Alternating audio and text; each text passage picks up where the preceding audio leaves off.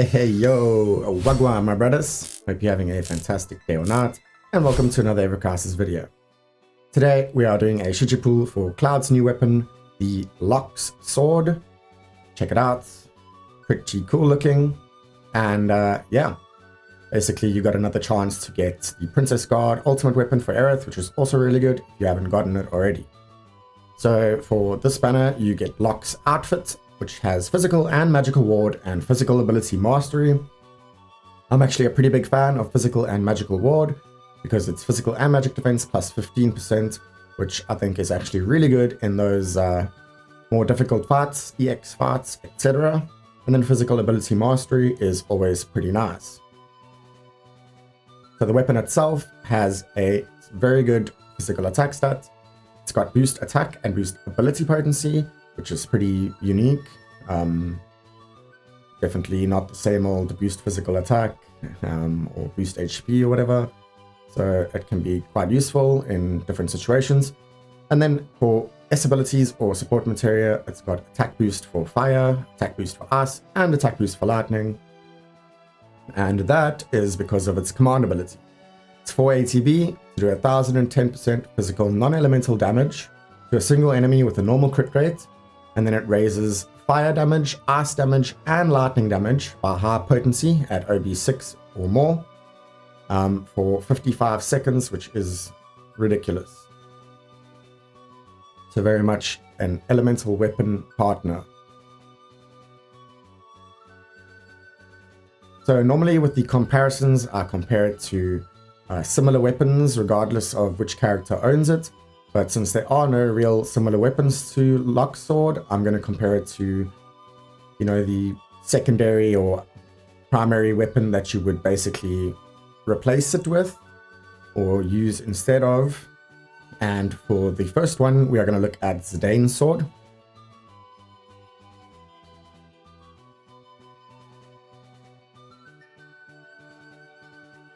So as you can see here, Locke's sword has quite a much more physical attack stat. It also has more total R ability points. And the Zidane sword does have the sigil boost, whereas Locke's sword does not. And the Zidane sword obviously does more damage, but Locke's sword has all of that utility. So in my opinion, at this point, the Zidane sword is a little bit outdated and Locke's sword is a much better option.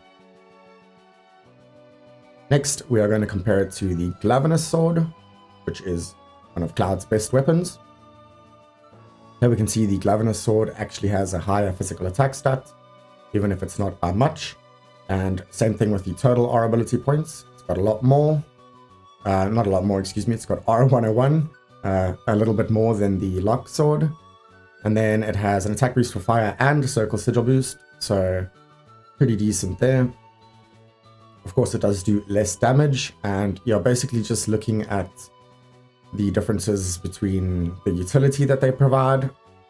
Locke's gives you the elemental damage up for 3 elements, whereas the Glavenus sword obviously gives you that mid-potency physical defense down and high-potency physical attack up when he's at 50% HP or more. So it is a conditional physical attack up, whereas the Locke sword's buffs will always go off. So these are actually pretty comparable weapons. They are both very good weapons.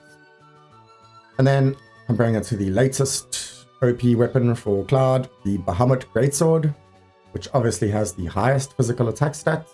The Locke sword is still pretty close. And Locke sword does have more total R ability points. But of course, the Bahamut Greatsword has that juicy boost physical attack for all allies, which makes it a good main hand or even sub-weapon. Once again, sigil boost versus no sigil boost, is what it is.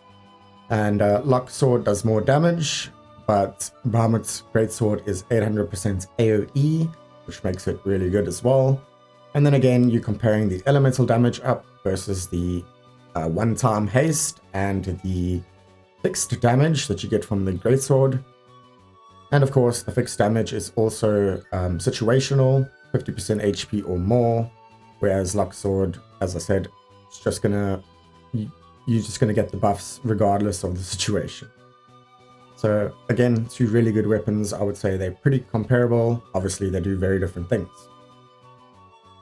Looking at weapon synergies, obviously Locke sword has great synergy with Aaaaand's Terror Wand, or Terror Rod, excuse me, because they both, one raises the elemental damage and the other one lowers elemental resistances of the same elements. They're going to be really nice together. And then the synergies with Cloud's own weapons are pretty simple. It boosts elemental damage, so it's got synergies with his elemental weapons. So powerful lightning damage with Murasame, powerful fire damage with Sky Splitter.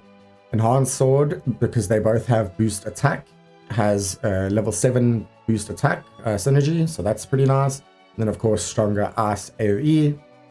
And then Stream Saber is going to be one of the best synergies because it's already powerful ice damage, and it's got the physical attack all allies, so it's obviously going to be even stronger. And then the Locke sword's going to buff the ice damage, and you can hit really hard with that weapon, especially of course if you have an ice in peril on the team.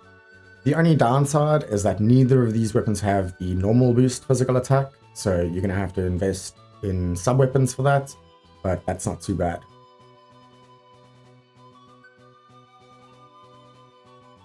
The sub-weapon value of Locke sword is pretty good because the total points are pretty high, and I would say, yeah, it's good and versatile. Obviously it is leaning slightly more towards the physical side because of the stats, but the magic stat is pretty solid as well. And the fact that it has boost attack and boost ability potency means that it's actually really versatile. You can use it on a mage or magic damaging character as well, as long as you have your primary stats taken care of, like your boost magic attack level 7 and boost magic ability potency or elemental potency, whatever you're going for. And if you still have a space for a third slot, you could put something like this in, and it's generic. So my general thoughts on this weapon is that it is a pretty unique weapon, so I'm kind of not so sure about it, but I still think it is a really good weapon. It obviously combos really well with the Terror Rod, the other limited weapon in this crossover.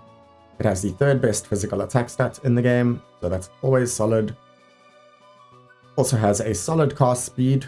It's not the fastest, but it is a lot faster than most weapons. And as mentioned, it is a good sub-weapon for almost any DPS character. And in the end of the day, it's got pretty decent damage. If you forget about everything else, it still does 1,000 physical non-elemental damage, so it's actually pretty good.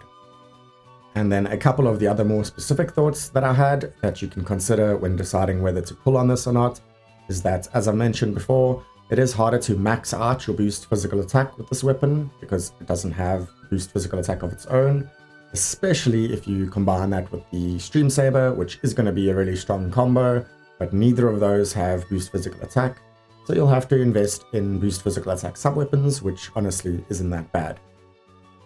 The other thought I had is that it basically needs an elemental weapon alongside it to obviously really make use of it.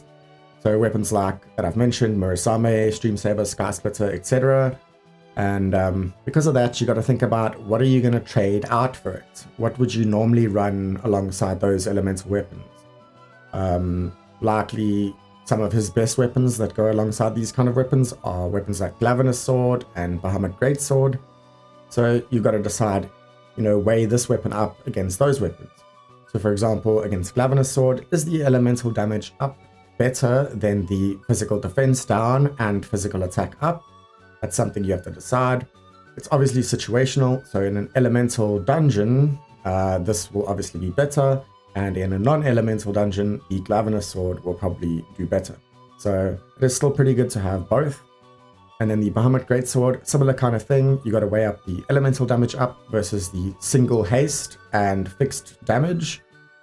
Single target versus AoE, all of that. And as I mentioned, they all do very different things. So obviously it's good to have all of them if you, can. But yeah, if you can't, it's best to weigh up which one would be better for you. Then the other thing is the elemental damage up duration is really, really good. It's insane, no doubt about it. 55 seconds, that's like a whole minute of elemental damage up. I think that's really, really, really good. And then the final thing is, how good is the triple element buffs right now? It's not bad considering the S abilities or support materia give you all of the attack boosts for those elements.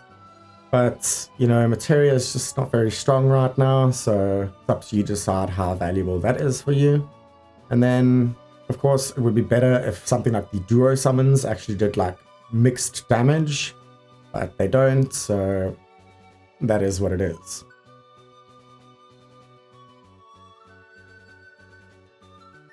My final thoughts, it is overall a very solid weapon. It still deals 1000% physical non-elemental damage. It has good stats and it's a fairly fast cast. It has good total R ability points. So yeah, overall, just without looking at anything else, it's a pretty solid weapon. It is obviously a great partner for 3 different elements. So it's super versatile, meaning that you can bring it to fire weakness dungeons with Sky Splitter, lightning weakness dungeons with Murasame, ice weakness dungeons, either enhanced sword if you need AoE, or stream saber just to like really hit like a truck with ice damage. Yeah, so it's a powerful ice combo with stream saber. I think I've mentioned that enough. It's really gonna be really good, especially with ice in peril on your team.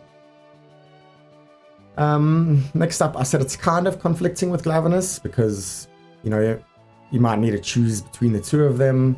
And if you don't have a lot of resources or already a maxed out Glavenus sword, then, you know, you might want to sort of pick between the 2. It's mainly about not being able to use them together, but obviously having both is still great. So you need an elemental weapon with Locke sword, so you can't bring Glavenus with it. And if you've invested heavily into Glavenus, you might just want to skip this. But as I said, having both can be great because they're completely different weapons. They do completely different things. And they're going to be good in different situations, so it's not like you have to have one or the other. If you already have a good Glavenus sword, you can definitely still go for this for elements. Another thing that I mentioned is that I said you can't really unlock its full potential now. That's kind of true, but also kind of not. For now, you can only really make use of one of the 3 elemental buffs at a time. Of course, you can do all the elements with materia, but but it's still a good and versatile weapon. I just want to reiterate that because you can use it for either fire, ice, or lightning damage. So you'll probably get a lot of use out of it in a lot of the different dungeons. My only thoughts is if only we could equip a 3rd weapon and we could make good use of at least 2 of the elemental buffs. But I mean, just as it is, even using it for either or, it makes it strong and versatile. And then my final thought is that it could have crazy future potential. So let's say, you know, if we get more powerful elemental materia, for example, it'll become instantly overpowered. Also, if we get multi-element weapons or something like that, it'll be insanely good as long as the damage from the buffs, elemental buffs stack. But even if we don't get any of these crazy things, I would say it's still pretty future-proof because it'll be great to use with any new fire, ice, or lightning weapons that Cloud gets. And obviously, we've seen the power creep that's happening in the game. The elemental weapons have gone from like 800% to 850% to 900% to now 940% with capabilities to times 1.2 damage. So any weapon like that, or an even more power creep weapon that Cloud gets in the future, is going to be great with this. So it is future-proof. Let me know if you're going to pull it, and thank you so much for watching. If you enjoyed the video, please do give me a like and subscribe. It really means a lot to me. Until the next one, bye-bye.